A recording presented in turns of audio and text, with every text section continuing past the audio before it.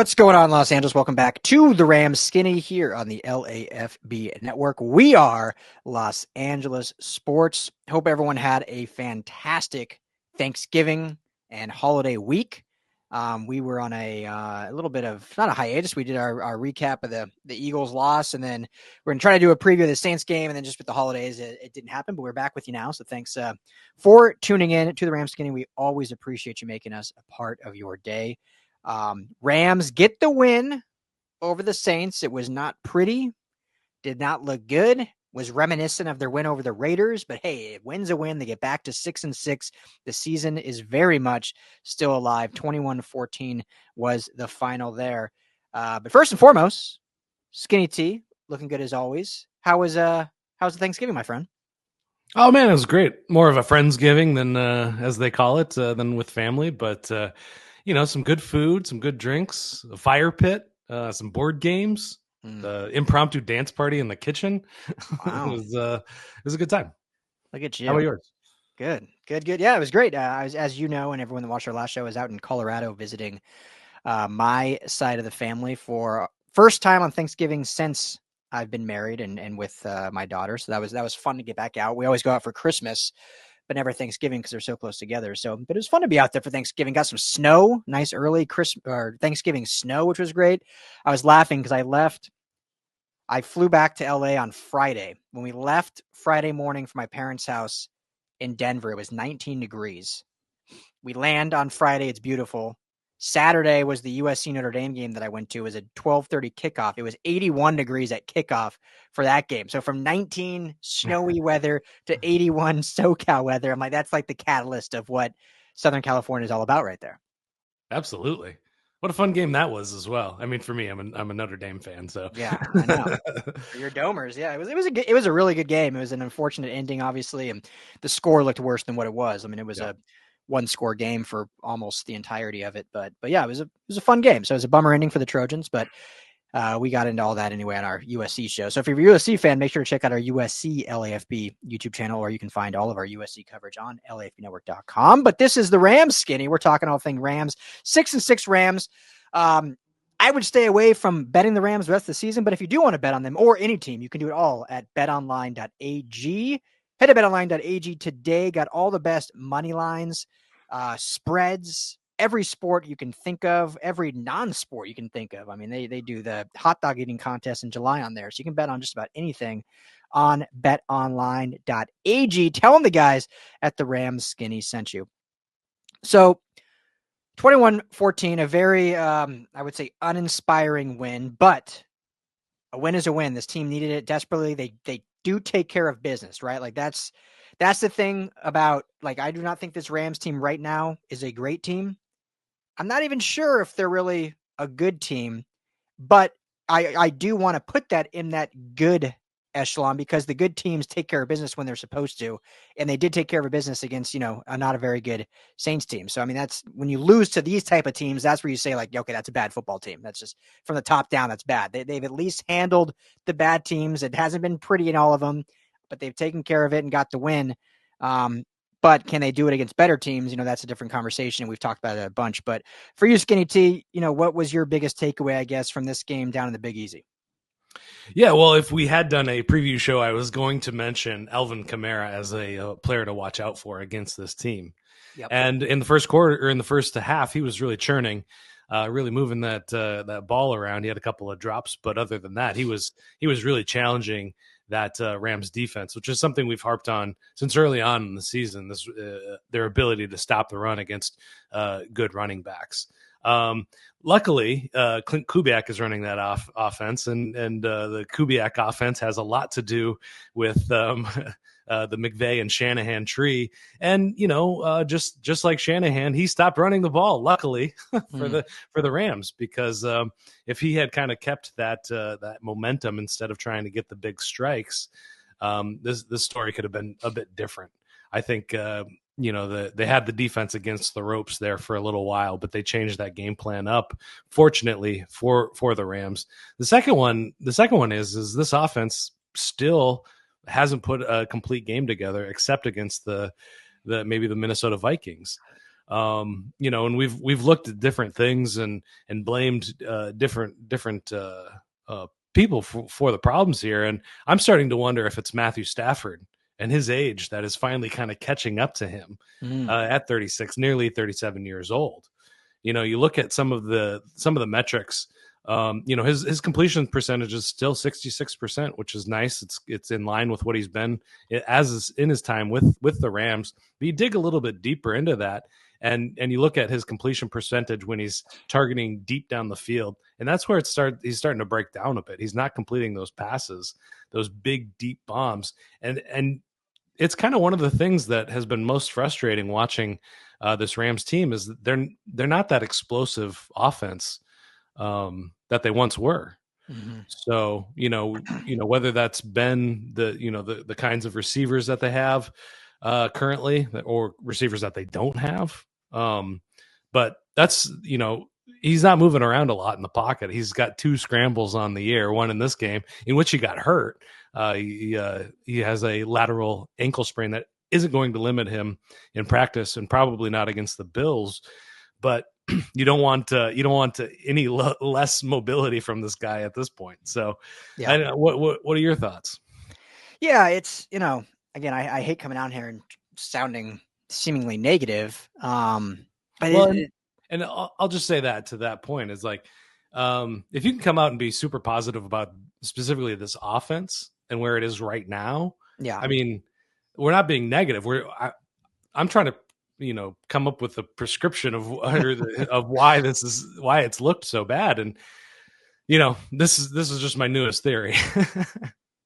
Well, it's a good point because I think as great as Stafford has been and still has potential to be, at some point there has to be some, whether you call it criticism or questions or whatever it is around his performance, because this has seemingly been not a great year. And at the beginning, it was easy to blame the injuries, right? Like, okay, the offensive line is banged up, receiving, he's missing his top 2 receivers, and whatnot. So, I mean, that was easy and that was fair. I mean, that was absolutely true. I mean, he's not a running quarterback and they're missing 3 starters on the offensive line. They're both their Pro Bowl receivers and Kupp and Nacua. So you get that. But now, I mean, they're the healthiest they've been all season. Everyone's back except, a handful of guys here and there. But overall, they are healthier than they were even in training camp because they had injuries in training camp. So this is the healthiest they've been. And you're going to barely put up 21 points on the Saints. And even the 21 points, it was like a struggle to get to that and struggle to get rhythm on the offense. And it's like every time maybe they would have a good drive, then they would take 2 steps back and get back into, worrisome ways of not being able to move the football. And so it is starting to be, we've been highly critical on McVay and his play calling, but it's a good point, Skinny. Like, how much of this is on Stafford? Like, is he losing something in terms of not necessarily arm talent, but, is there a deeper thing in terms of, progressions or reading the defenses or whatever it may be? And I don't know yet. I need to watch more of the tape to do it. I mean, this game was over, Thanksgiving weekend, so I need to kind of get back and maybe dive in the lab a little bit more. But it is worth thinking about because as deficient the offense has been, Stafford through his career has always carried offenses to greater heights. And I would not say that's the case this year. If anything, he's almost bringing them down. I'm not saying like he's a bad quarterback or this or that, but I mean, this is his 4th game this season under 200 yards passing. Yeah, something like that. It was. Yeah. He's only had, I counted him up, 16 games with fewer passing yards than this in his illustrious long career. There's only a handful of games, and there was only one game that he did worse than this one, which was that 154-yard performance. And, another number I was looking at was, the PFF's big time throws, which, has a longer definition, but it's essentially, is this quarterback pushing the ball down the field and finding guys that are open or hitting contested catches and things like that. He's only hit 16 this year. So last year he had 37. The year in the Super Bowl year was 47. So that's a big drop off there. And that's really what Stafford was known for, was his ability to, he's going to put the ball in harm's way. He's going to be slinging it out there. But his ability to really stretch the field with that arm talent, he can hit Cooper Kupp in the mid range still, and Puka Nacua in the mid range, but that was kind of an X factor that seems to have gone away for him. So yeah, I mean, it's something that we've known is going to be his age is going to affect him at some point. It didn't look like it early on in the season, but he's getting, I've said it a bunch, he's getting hit a ton. He got hit a ton in this game as well. And it's not getting easier for him. It doesn't seem like, and his inability to move around in the pocket, to move the pocket, you look at, the late years of Tom Brady, he was still able to kind of maneuver in the pocket and slice up defenses in that way, finding just enough room. And I just like, I'm not ready to throw any dirt on it, but his age is showing, and the amount that he's gotten beaten up over his years with the Rams is showing as well. Yeah. I mean, as they say, father time is always undefeated, right? So Brady was the one QB that kind of like outdueled it for as long as possible. And he kind of retired at a time when he was still very, very good. Like he ultimately probably could have played if he really, really wanted to another year or two, but decided to kind of hang it up when he was still on that elite status. And again, not saying Stafford is like the wheels are falling off, but it's starting to get to that point where it seems like something is not totally right. And, we'll get a really good indication this next week against Buffalo, who has a really good pass rush, a really good overall defense, obviously one of the best teams in football. And Stafford throughout his career has always kind of risen to these bigger moments. And so maybe this year is a weird year where he's kind of playing to his competition, like plays down to remember his other really bad game was against the Raiders. Raiders are arguably the worst team in football. That was his other like really bad game, was against the Raiders and whatnot. So, and then he played really good against the Vikings. So, I mean, maybe we'll see a MVP style performance from Stafford this weekend against the Bills, which we'll talk about later. But yeah, let us know your guys' thoughts. What do you guys think? Is Stafford still, like we've said since Stafford's been your top 10 quarterback? No questions. Like guy gets disrespected way too much. We said going into the season, top 10 quarterback based on what he did last year, just what the team did last year, all this hype going into it. Now you give him this offensive line, you give him these running backs, these weapons, like he's going to have a top 10 performance, and it just hasn't been there. And again, early on, the injuries were easily the excuse, and it was warranted. Now that can't be it anymore. I mean, you can't blame the injuries anymore when you see how healthy this offense is. So there's something there that's just not quite right, whether it's schematically, play calling, or just the age, as you mentioned, just, as simple as that, the age catching up. Now, on a positive side on the offense, they did finally, McVay and the offense did start committing to the run more in the second half. Now, this was a kind of a weird game. The Rams, I don't know what their average total plays per game is, but just for context, against Minnesota, they ran about 66 plays and only ran like 55 or 55, in this one. So, I mean, 11 plays, not a huge difference, but you figure that's most likely two full possessions in that realm. Or 3 if you're going 3 and out, or 4 if you're going 3 and out.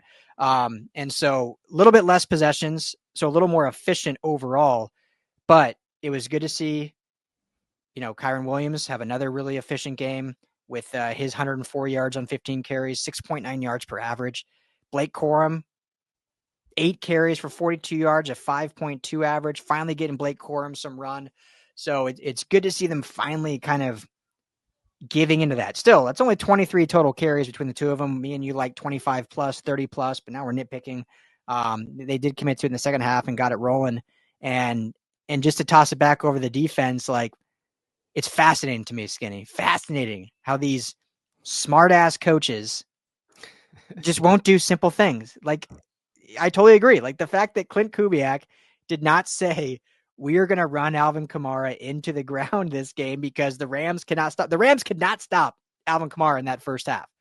They just couldn't. I mean, he was doing whatever he wanted, and he still finished the game with 112 yards and a 4.9 yard average. They ran him 23 times. It's not like they didn't run him at all, but they went away from it. And this is a 7-point final. It was a close game the whole game, and Derek Carr threw the ball 37 times. I mean, you could argue that's why they lost, is because Derek Carr threw the ball 37 times. Not because the Rams beat him, but because Derek Carr threw the ball 37 times. Derek Carr over his career, I think, in my opinion, gets a little more hate than he probably should, but he is an efficient quarterback. It's all about short and intermediate, efficient, easy throws. Like when you see him humming, he's going 21 of 25, 18 of 21 with all these short passes, just getting the ball quick. And they were trying to sling it all over with him, throwing it 37 times. I mean, it's not who he is. It's like us, we keep saying Colby Parkinson is not Travis Kelce. Like, you can't make him that. That's not who he is. Yeah, like 100%. So thank you, Clint Kubiak, for doing that, because it got the Rams back to 500. Yeah, and you talk about the running game, and just in the second quarter on scoring drives, Kyren Williams starts to drive 4 yards, 1 yard, and then a strike to Puka Nacua for 18. And you go, this is the first scoring drive.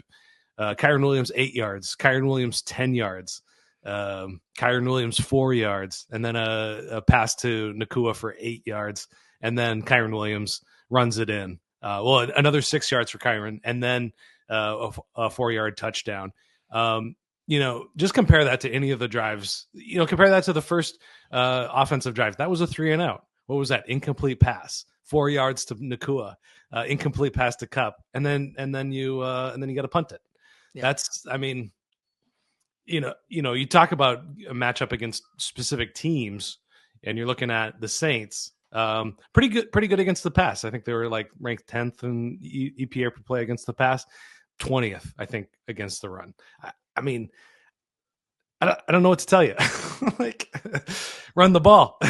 I'm not a established to run kind of guy, but Kyren Williams is a dude that can make defenses pay, and he did when he was given the ball. And so, I mean, we've beat that dead horse. I feel like, I don't know. I mean, we're gonna keep beating it till. I mean, because and Blake Corum's a dude. I mean, that's why they drafted him, was to have the exact same effect in the running game, regardless who's on the field. And they did, to their credit, use him. I mean, 8 rushes. That's all we've been asking for, right? We've been saying like 5 to 8 rushes. Like, give him 5 to 8 carries. We're not saying give him 20. 5 to 8 carries to spell Kyren. But like, the fact they haven't used him all year is basically like telling Jared Verse, you're not going to rush the quarterback. We're going to put you in coverage. Like, right. Like, why? You drafted him for this reason. Like, I don't care if it's a 3rd round pick, 5th round pick, 7th round pick, 1st round pick, unless he is egregiously not good enough to be on the field, which we have speculated throughout the beginning of the year. It had to do with pass protection. He just wasn't quite up to speed on pass protection, which is obviously very important in this offense. But just to run the ball, I think it's clear that he's never like been bad at running when he's given the opportunity. Like, I think his yearly average is over 5 yards a carry for the minimal carries he's had. So interesting. I only heard this on a podcast. It's the NFL Daily with Greg Rosenthal, who I highly respected and I dig as a podcast host as well. But he's in LA. They record at the NFL offices right across the street from SoFi. So he's and Jordan Rodriguez, the great athletic Rams beat writer, also is on that show as well. So he gets some inside information. Apparently, there was some talk, some spirited talk in the locker room about getting more touches for Kyren Williams in the second half. So I haven't heard that or seen that anywhere else. But Greg Rosenthal is he's a fairly well respected guy in the NFL community. So maybe McVay is being pushed back against for this. So let's hope that's something he's listening to now. There you go. I'm drawing a blank on what his name is right now. There's an actor that I always think Greg Rosenthal looks just like. He just had a show on Netflix that just came out. It was great. One of my buddies was that randomly had a cameo in it. It's going to drive me crazy what his name is. It was with, I can't even think of her name now. Who's the girl from Forgetting Sarah Marshall? The main girl? Not Mila Kunis, but.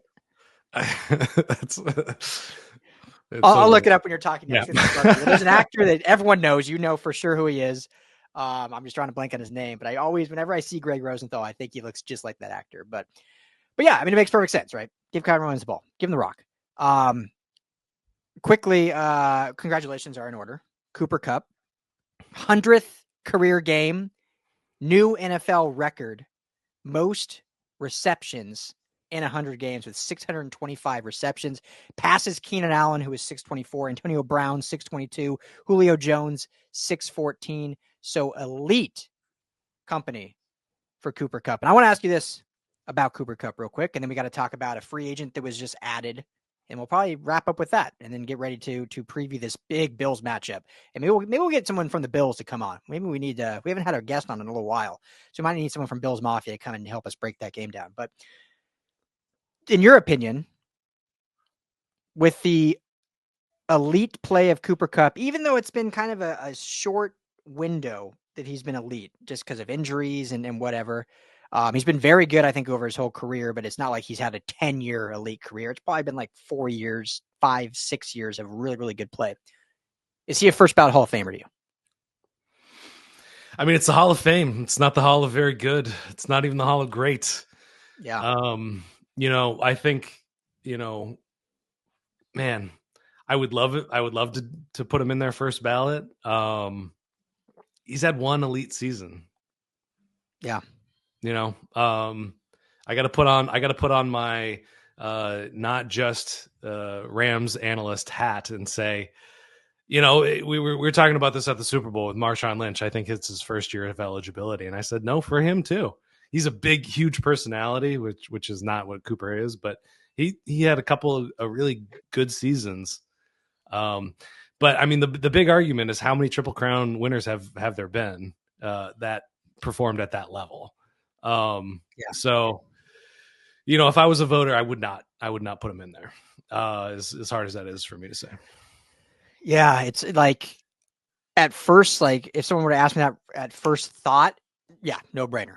I'd say, yeah, 100%. But then when you really think about it, it's like, yeah, Torrey Holt still not in the Hall of Fame. Reggie Wayne, not in the Hall of Fame. Steve Trasker, not in the Hall of Fame. Steve Smith Sr., not in the Hall of Fame. I mean, there's some really, Anquan Boldin, not in the Hall of Fame. Not saying they won't get it eventually, but some really, really good receivers that have not gotten in. And for how good Cooper Kupp has been, how beloved he is, you said it, like he's had one elite season, arguably the best season ever. And that's what makes it so hard, because he arguably had the best season ever, which should maybe put him in, but the body of work isn't quite there. But I think ultimately he will get in, especially if he can still grind out a few more good years. Like if he's done after this year, which I don't think he is, I'm not saying that, but if randomly he decided to hang it up after this year, then I don't know if he would. But if he can have 2 or 3 more good years, maybe one more playoff run, I think he'll get in. And here's why. I think when I look at Hall of Fame potential, I look at during your era, could you be called the best at your position? So like there's a big argument obviously on this network and among LA, like Phillip Rivers, will he get in the Hall of Fame? In my opinion, he won't, because as good as Phillip Rivers was, he was never the best at his position. Like every year he was like 4th, 5th, 6th, 7th. Like he was in that top 10, but he was never better than Brady, never better than Manning. Even Roethlisberger and Eli Manning had better seasons than him. He was always just really, really good, but was never the best in his era. Kupp obviously had the 1 year where he was absolutely the best, but I think he's had enough over a 3 to 4 year period where you could say, yeah, Cooper Kupp was 1A or 1B in the NFL.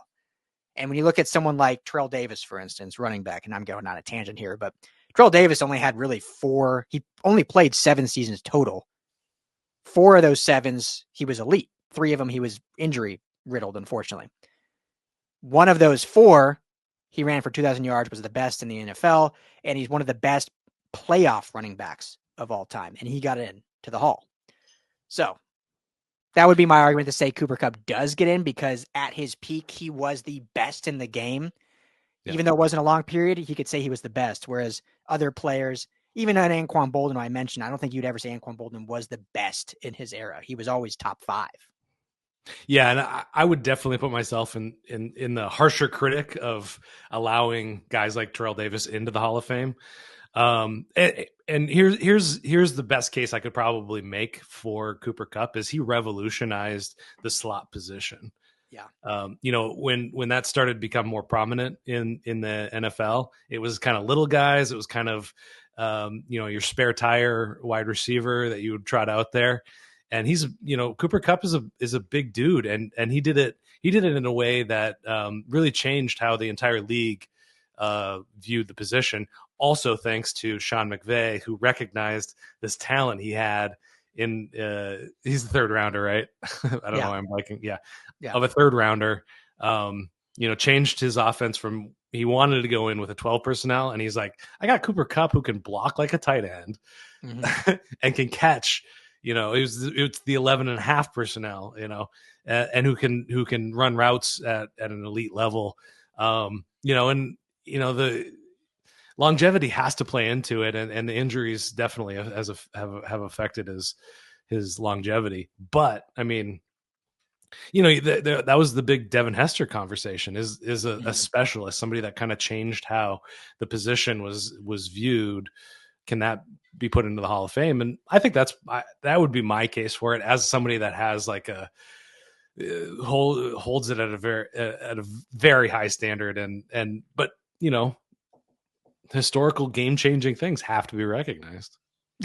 Exactly. It's and there's hopefully a few more years before there even has to be the debate. Hopefully he still plays for quite some time. I know Rams fans obviously want that.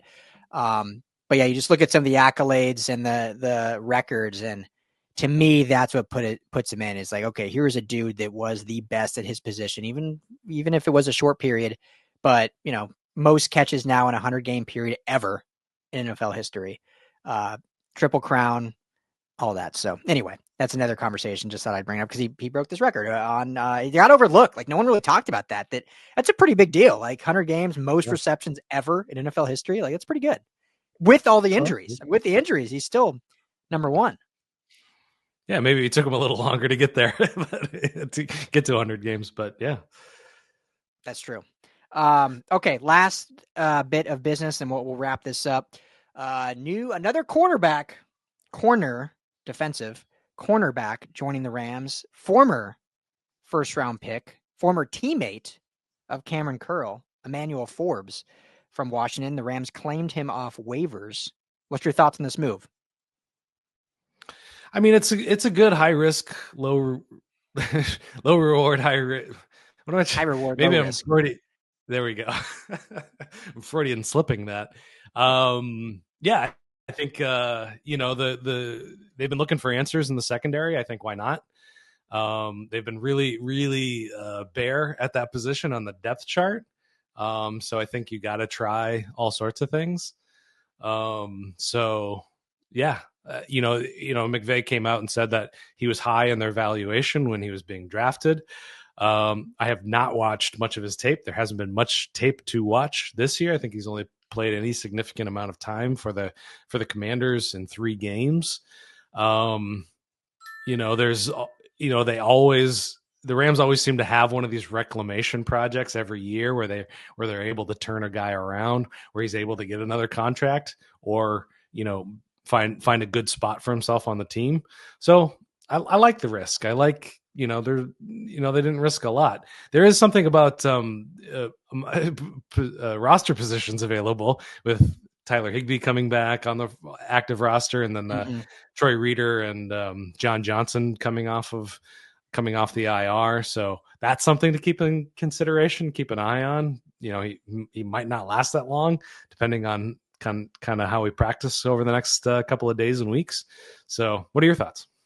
Yeah, I agree with you, but it's worth the risk. The dude was a first-round pick last year, not like 5 years ago. This isn't like a Tre'Davious White where, he was a first-round pick and All-Pro 3 years ago, but then injuries, and is he back to his normal self? I mean, he was a rookie last season, 16th overall, and obviously hasn't worked out. He wasn't Dan Quinn's pick. Dan Quinn's, Adam Peters is the new GM in Washington. Dan Quinn's the new coach. They have a new regime, so he wasn't their pick in 23 since they weren't there. So it's one of those maybe where it just didn't work out. I don't know much of his backstory, I'll be honest. Like, I don't know if there was off the field stuff or locker room issues or whatnot. But as we've always said, the Rams and in this Sean McVay era always take on these reclamation projects and seem to get the most out of them. I mean, you can go down the list of all these different players. Even just look at the secondary when they got like Marcus Peters, and he had a couple good stints with the Rams, and Aqib Talib wasn't really on a down, but came and did some good things with the Rams. And you could just go down the list of different players that they've brought in. So, I mean, claim them off waivers. Cool. You lose your waiver spot. You're paying them pretty cheap. Like, they need secondary help, clearly. If he can't beat out one of these undrafted guys, then no one's the wiser. Like, why not give it a shot? Or you can even store him on practice squad and see if he can develop. Because again, the dude's 23 years old, drafted just last year. So as long as you can kind of keep him around and for cheap, like, I see zero issue with it. And if you end up getting that first round talent to come out, this is a home run, and you just scored big time on what you're able to get. So defensively, anybody I think can help this team. So why not throw darts at the board and see what hits? Yeah, 100%. And shout out to Aubrey Pleasant, who's, you mentioned rookies that are starters, undrafted rookies that are contributors to this team in big ways. So I think all that gives him a good landing spot. And I wanted to shout out, before we move on to anything else, Jordan Whittington as a punt returner, 100 yards on 3 punt returns. First time since 2017 any Ram has gotten over 100 yards as a punt returner. That's insane. So one of my guys finding a good role for himself on the team, averaging 28 yards a return, which is more than Pharoh Cooper had when he was elected to the first team All-Pro.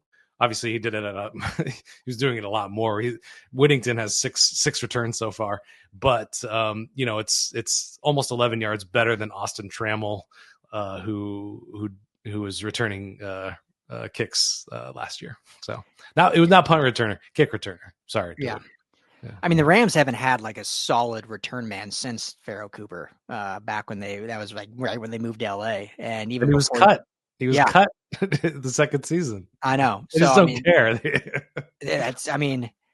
There's definitely positions the Rams just do not care about. Linebackers, one of them, returners, one of them, but they can flip games. I mean, if you put some emphasis on them or find someone that can fill that role. And I think I get to some extent, like, the Rams have built rosters to where, and we've talked about this with like Tutu Atwell, right? Like, you have to be able to provide value at maybe more. If you're a depth guy, like, there has to be value there more than just doing one thing. Like, you need to be a jack of all trades kind of thing.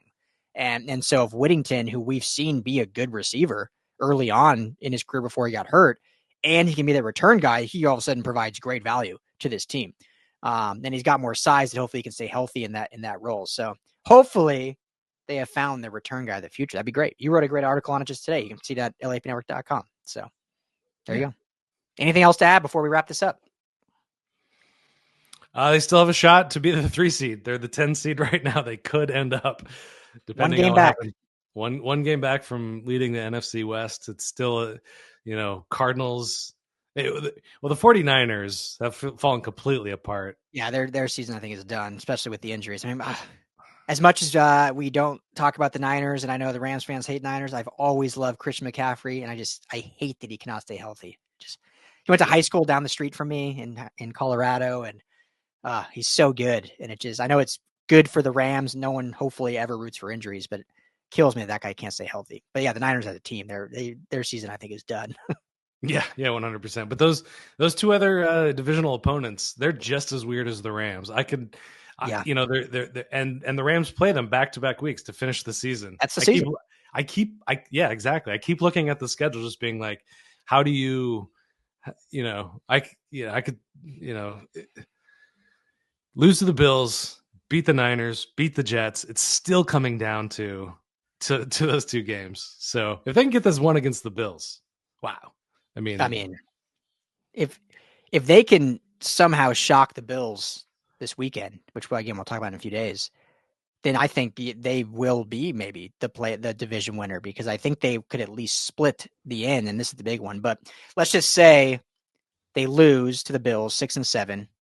You beat the Niners and Jets, which, if you want to be a playoff team, you have to win those games. So then you move to, that would put them at 8-7, and then you split the final two, 9-8.